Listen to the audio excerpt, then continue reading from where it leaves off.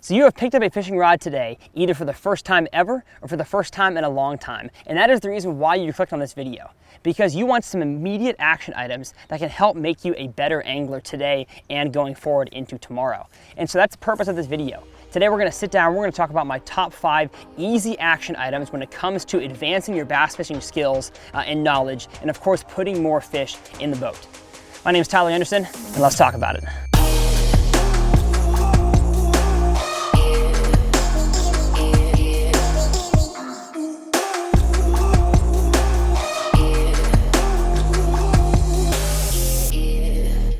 Well, how's it going, folks? My name is Tyler Anderson, and I own this channel called Tyler's Real Fishing, and I make it my goal on this channel to help you guys become better bass anglers with every single video you watch. That way, you can do what my whole goal is to get off of YouTube and get onto the water and catch more fish. Of course, I want you guys watching the videos. I thank y'all so much for all the growth the channel has had. It's been incredible to see all the new people that have joined Team TRF. But I want to sit down real quick today and actually, stand up on the front deck, kind of hop back and forth, and show y'all my top 5 action items for becoming a better angler.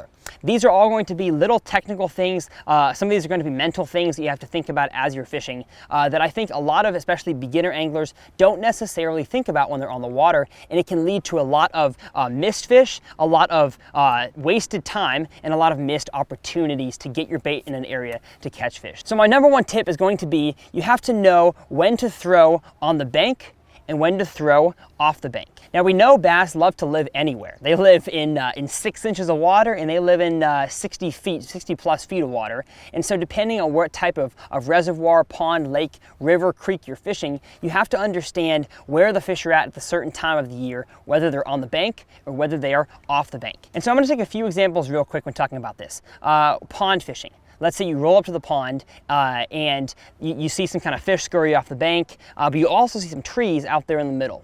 You have to make the decision through trial and error whether the fish are going to be on the bank or whether they're going to be out in the middle.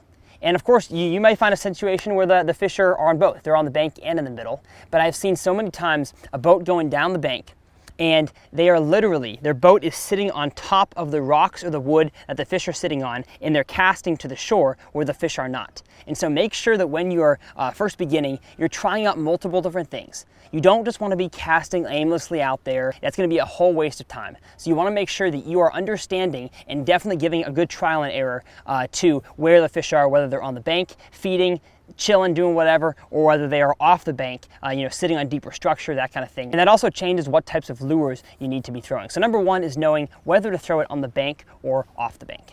So tip number 2 is going to be knowing when to call it quits or redo a cast. Now you may also wonder, Tyler, you're in a completely different area. Probably different clothes, that is true. We had some audio issues with the first day of filming, but I liked what I recorded, so just disregard. Second day of filming. Tip number 2 is know when to call it quits on a cast. So not every cast is going to be effective throughout the whole thing, and I see so many anglers, especially beginner anglers, making a long cast out there with whatever they're throwing, and they're not working it as effectively as they can, because bass fishing is a game of efficiency. You want to make the most casts possible while also working the specific lure you are using in the best way possible. So let's say I'm working a frog here, as I have right here. I've got kind of an expanse of grass around me, but let's say I'm just fishing, the wood up along the bank. So I'm gonna make a cast up there to that piece of wood. I'm gonna give it, 1, 2, 3, 4, 5 seconds or so in the strike zone. And now that I'm out of the area that I've been catching fish on, I'm gonna quickly reel the lure back in and make another cast to that area. That is the worst thing you can do, is waste time on the water. And you do that quite often by not calling it quits on a cast, by working your lure all the way into the boat. I'm not saying you can't get bit on your lure close to the boat or halfway away from the boat, but if you're fishing a lure like a frog, you're gonna have a very, very short time before you should call it quits on a cast. The next one though, let's say you're fishing chatterbait and you're fishing an open expanse of water. Let's say the water clarity isn't all that clear. Your strike zone is going to be a lot longer. So you're gonna have basically the entire cast, from casting it all the way out there until you are very, very close to the boat before your cast is what I would consider done, and how you should make another cast. So there we go. So just like that, make a cast out there. I'm always looking around for any new potential areas to cast to. And the chatterbait, like I said, you can reel it all the way back into the boat. But let's say you're fishing an area, you make a cast, and you see, all right, there's some grass right there. I just reeled it through, and now we have 25 feet of open water. I don't see any fish here. I'm gonna reel in quickly and make my next cast over there to the next piece. You have to be efficient, and you have to know when to call it quits on a cast and make a new one. Not every cast is gonna have the same percentage of catching a fish, so you wanna make sure you're making the most casts possible. Super easy tip, but something I see a lot of people doing wrong is they make a long cast out there, they reel it all the way back in, and they waste a ton of time when their bait is not in the strike zone they are fishing. And one more quick thing about this one before we move on is not only do you have to know when to pull a cast in, you have to know when to redo a cast. So let me take, for example, you probably can't see it much, I'll zoom in on my chest mount, piece of grass right here. Let's say you know the fish are keying in and sitting underneath those pieces of grass. So if I make a cast and it goes way over there, not to where the piece of grass is I'm trying to cast to, it goes 10 feet to the right. I see so many people as well being okay with that cast and working that cast in and saying, I'll get it the next time. No. You're gonna reel in, get in the proper form, cast, and make the proper cast, because odds are you're not gonna catch a fish off to the side of the piece of cover you're casting to. Same thing goes with dock skipping, same thing goes with flipping a jig in grass or wood. You wanna make sure that you are actually making your cast in the right place. And if you make a bad cast, don't be ashamed, we all do it. Reel in quickly and make another cast, because most often you're gonna get that fish where the cover looks best, not off to the side. So, simple tip for you guys right there. Number 2 in this order of 5, we're kind of going from understanding the body of water to actually catching and releasing the fish. That's gonna be the order of these 5. So number 2 is going to be having yourself in a good position to set the hook. I'm currently being filmed by a buddy named Colton. He has been with me on this whole trip, and he would, I'm sure, classify himself as a beginner angler. Can you nod the camera if that you agree? Yes, Colton agrees. He is a beginner angler. He's learned a ton this week, but especially when it comes to some fishing we just did, some frog fishing. There's a certain way of holding the rod and reel, both on a spinning rod and a bait caster, that allows you to be in prime position to set the hook. So let's jump up on the front deck and show y'all kind of my best practices when it comes to keeping your body, primed and ready to catch fish. That way when you get the bite, you're not struggling to get the hook into the fish, because if you don't get a good hook set, as I've discussed in a video, which I will leave linked below, you're not gonna get that fish in the boat. So let's show you guys what I mean. So when it comes to getting a good hook set, you have to be in a good position to set the hook, and it's definitely not a no-brainer. You have to actually think about what you're doing with your body, with your hands, to be in the proper position. So I'm gonna make a cast out there with my Texas rigged worm. And one thing I see way too many people doing, and it's most commonly the mistake when it comes to not being in the right position, is that you're not paying attention and you have way too much what's called slack line out. Slack line is the loose line in between your bait and your rod tip. And of course it allows the bait to fall properly, having slack line. But in terms of getting a fish in the boat, if you've got slack line like this and you think you have a fish and you go to set the hook, you're gonna make contact with your lure up here and you're not gonna get a good hook set. It's gonna turn into a huge mess. And so you wanna make sure that you are, when you're fishing a worm, a topwater, really any lure, I don't care what lure on the spectrum you're throwing, you wanna make sure you have your body in position. So for me, I keep my left foot forward and my right foot a little bit backwards. And of course, you're gonna have times when you're caught off guard, a fish bites when you don't expect it. You gotta set the hook regardless. But I have my body like this. I keep my rod tip down when I get the bite, and I swing up just like this. Nice and fast, nice swing, nice fast whip. And that is getting your body in proper position. It's not just a hands thing, it is a full body thing. Of course, unless you're throwing a spinning rod. So I'm gonna put down the bait caster, I'm gonna pick up the spinning rod. Spinning rod hook set is not necessarily a full body thing, but you definitely have to be in position as well. So if I have my spinning rod out there, my lure, I don't want to have loose line, because then you go to set the hook, again, you'll be way up here and you're not going to get the right hook set. So like I said, I want to make sure I've got my line totally tight, the slack out. I want to reel down and give it a nice little jab up.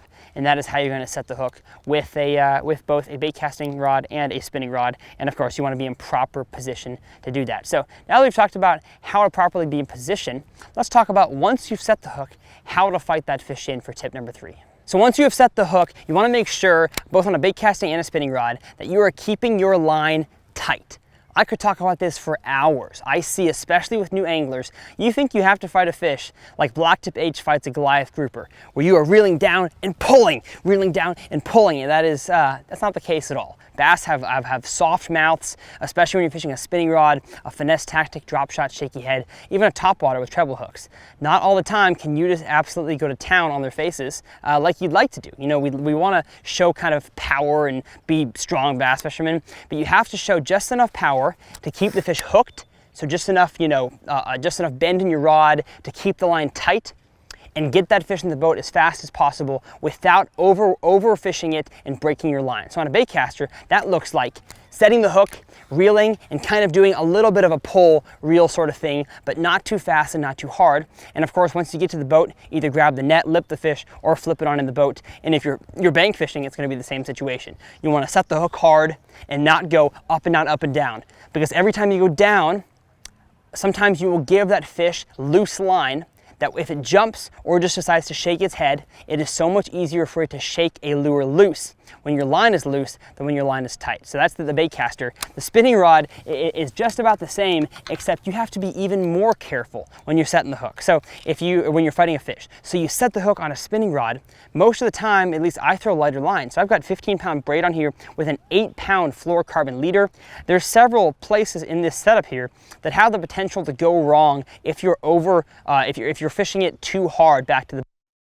You guessed it, we had bad audio on this part as well. So when it comes to fighting fish on a spinning rod, you want to make sure that you are fighting it differently than you would on a bait caster. So of course you want to make sure you have your drag set right. For me, at least in my preferences, I like to have the drag pretty tight, so when I set the hook, you might hear a little bit of drag, but not too much that it slips. And then as soon as a big fish starts fighting, I will learn to adjust my drag as I'm fighting the fish. But it is so important that when you get a bite, I see people do this all the time, you do not absolutely give him the business, because that's not what spinning rods are meant for. There are very, very few techniques I can think of on a spinning rod where you're not just kind of lightly feeling the bite, reeling down, and leaning up into the fish. That is oftentimes the most effective hook set when it comes to spinning rods, and that is because a spinning rod is a lighter, more finessey technique. You got a 7-foot or a 6'6" medium light rod. You've got lighter line. I've got 20-pound braid to an 8-pound fluorocarbon leader. It's not the type of a fishing rod combo that you can just give it the business. And so when you're fighting a fish on a spinning rod, you don't want to be going up, down, as I see so many people doing.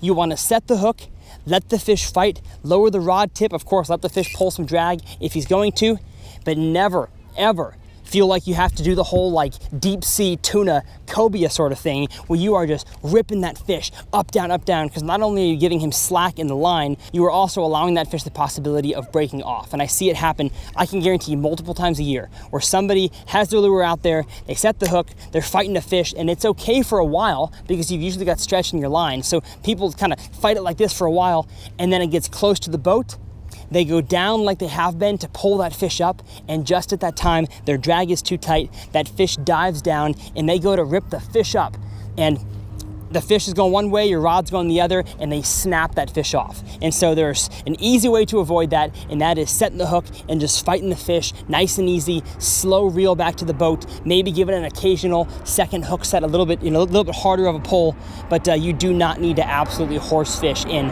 on a spinning rod. Number 5 on this list of top beginner tips is not actually a fishing specific tip. This is a tip for your body and your health. One thing that, especially fishing in the summertime as I am right now, it gets hot outside. And with the topwater bite really being only good, especially in the south, in the morning, you're probably gonna get up really, really early to get that topwater bite, and of course get on the lake before the wakeboard boats kick you off. So the summertime can be a really fun time to catch fish, but it is mentally, physically, and bodily straining. And so you wanna make sure that you are staying properly hydrated, properly fed, and you get good rest. This may be the weirdest tip you ever seen on YouTube about fishing, but it's true. Every time I'm having a bad day on the water, it's usually not because I'm not catching fish. I love being out there whether I catch fish or not. It's usually because I haven't drinking enough water, and I've skipped breakfast, and I didn't bring any snacks with me on the boat or to the pond. And so I love to make sure I'm drinking several bottles of water. Your brain functions better when you are hydrated and fed. And I think your brain just functions better when you are hydrated. You know, if I'm not catching them and I'm really thirsty, I drink a whole bottle of water, my body feels rejuvenated, and I'm able to think more about what I'm throwing and what I'm not throwing that could cause me to be catching fish or not catching fish. Still waiting on a water sponsor. Nobody has sponsored my channel for water yet, so Dasani, Nestle, Cub, I'm waiting for you guys. I drink a lot of water. And you know, I think these tips don't just apply to you know, new anglers. Anglers like myself that have been doing it for a while, sometimes we need a reminder. You know, make sure you're in the right positions at the hook. Make sure you are fighting the fish right. Make sure you know when to call it quits on a cast. Stay hydrated, all that stuff is definitely things to keep in mind, not just for beginner anglers, but for anglers like myself as well. So with this plane heading over us, we'll see you guys next time on TRF.